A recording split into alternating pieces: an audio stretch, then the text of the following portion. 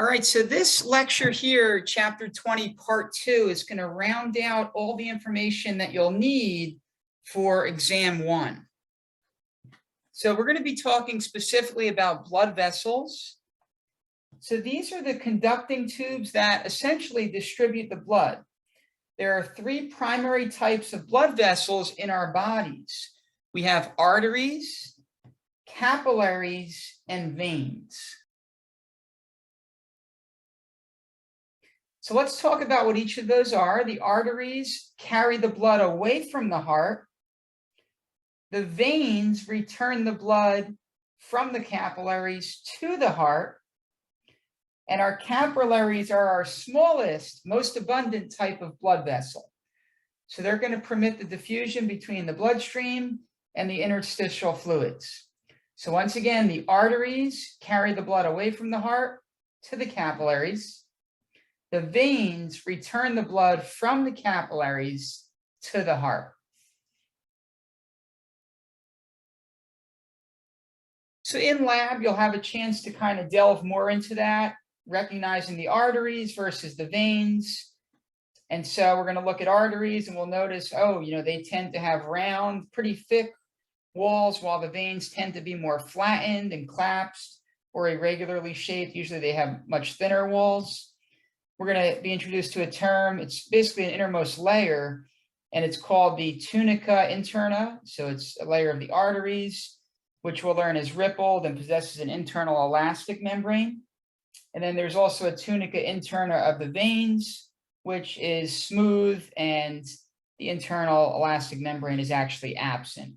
So just some little nuances, little things we'll see when we're actually looking at these in lab. Okay, another thing to note is we have different types of arteries. So we actually have elastic arteries, which are conducting vessels, and then we have the muscular arteries, which are known as the distribution vessels. And then we have a term that you'll see pop up a few times, arterioles. I like to think of that as our little arteries. Arterioles are our little arteries, and they're going to regulate the blood flow into the capillaries. So the capillaries, as you can probably infer, they connect the arteries to the veins. As we said earlier, the arteries are going to carry that blood away from the heart to the capillaries, and the veins are going to return the blood from the little capillaries to the heart.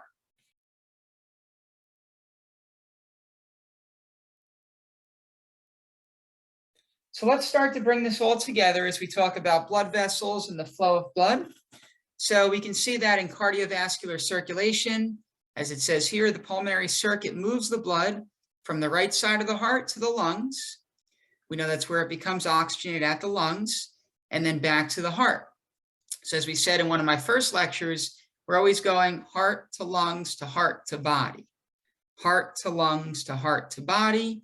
And once again, the lungs is where the blood becomes oxygenated.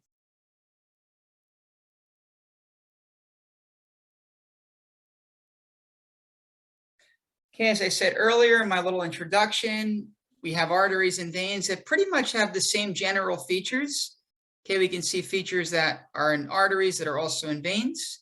And the biggest difference, folks, to know is that the walls of the arteries are much thicker. And that, of course, is because the higher pressure of blood that they have flowing through them. All right, so that's really the key difference to know.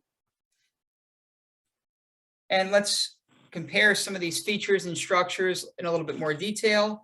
You can see that general appearance has certain features in the arteries versus the veins, tunica intima, tunica media, and tunica externa, and the different features of how those present in both the arteries and the veins. And another detailed look at the characteristics of arteries. High pressure vessels coming out of the heart. They possess large amount of the elastic tissue compared to the other vessels. They have a thick tunica media and a thinner tunica externa, and there's no exchange. Generally, the transport of oxygenated blood is occurring, and as we said earlier, they're red on the models and in the diagrams, mostly. So we have our 2 types of arteries that we mentioned, the elastic artery, the muscular artery, and then the little arteries, the arterioles. And just to summarize, a little more detailed, in a little more of a detailed way, the characteristics of capillaries. They're the smallest of all blood vessels with a diameter of less than 10 micrometers. They're composed of a single layer of squamous epithelium and a sparse basal lamina. There's only vessels responsible for the exchange processes.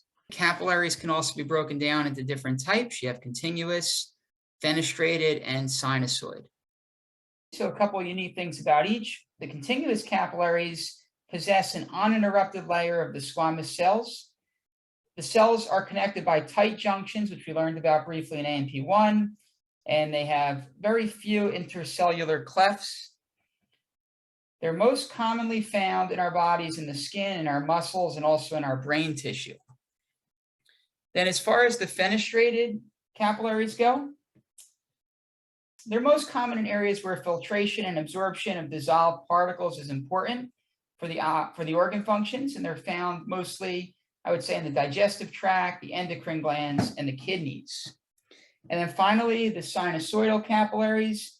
They're what we call leaky capillaries because they don't have many tight junctions and they don't have many intercellular clefts. So where can we find those? Those are mostly found in the bone marrow, in our liver, and in our lymph organs.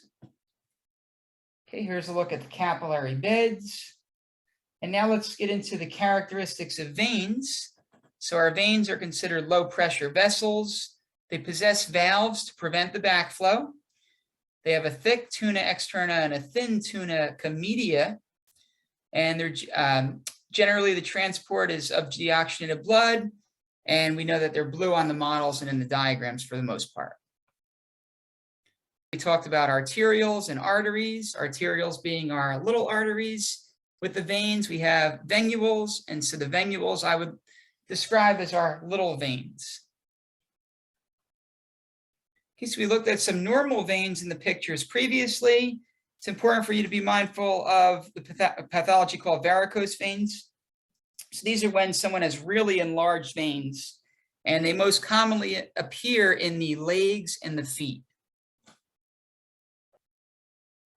So our veins are considered blood reservoirs. Another word that I've seen used for this is capacitance vessels. And they're blood reservoirs because the pressure is so low within the vessels compared to the arteries or the capillaries. So in fact, about 64% of a person's blood total volume is in the veins, sits in the veins at any given time. And you can further see the breakdown here of the systemic circulation being a total of 84%, the pulmonary circulation in the veins being a total of 9%, and the heart being a total of 7%. Part of the lecture, as you can see, is pretty big with the charts and the comparison. So once again, let's do a comparison here, looking at arteries versus veins in terms of the blood flow, the general appearance, and the pressure, as well as the wall thickness and valves. So in lab, we're going to learn how to take a person's blood pressure, and we're going to use a sphygmomanometer, try to say that 10 times fast, which consists of an inflatable cuff, and that's going to be attached to a pressure measuring gauge or device. So we'll look at that in lab more closely. The artery that we typically select when we measure blood pressure is the brachial artery. So we learned about arteries in some previous slides. We looked at the arteries of the various parts of the body. So at this point, you should be able to identify the brachial artery. On occasion, we may use the femoral artery, but once again, 99% of the time, we're using the brachial artery to take the blood pressure. Another instrument that we're going to need for the measuring of the blood pressure is the stethoscope, which you guys are all familiar with. So once again, to lab, I'll ask you to bring your own stethoscope if you have one. If not, no worries. And so when we're taking blood pressure, we're sensing this turbulent blood flow, right, through the vessels that we can hear as a soft ticking while we're measuring the blood pressure. We call these sounds the Korot cough sounds. Korot cough sounds. It's K-O-R-O-T-K-O-F-F. So there's 5 recognized sounds, 2 are normally recorded, and we'll learn those to be the systolic and the diastolic sounds. All right, let's take this a step further, and now let's look at some pulse points. So here are all the arteries that you're going to be responsible for knowing. That way we're able to find the site of the pulse at various points. Okay, here's a little bit more about the blood pressure measurements and the Korsakoff sounds. And some factors that can affect one's blood pressure are their cardiac output, their compliance with the testing, their blood volume, viscosity, and then the vessel length and diameter. Some of those are less significant variables than others. So we're kind of interspersing some pathologies here. So let's look at atherosclerosis, which you can see results from plaques that are formed by the buildup of these fatty calcified deposits in one's artery. So we know when we're taking an X-ray with contrast from AMP1, we call that an angiogram in this case. We're going to do a coronary angiogram, and you can see the dye makes visible the occluded coronary arteries. So you can actually see the blockage.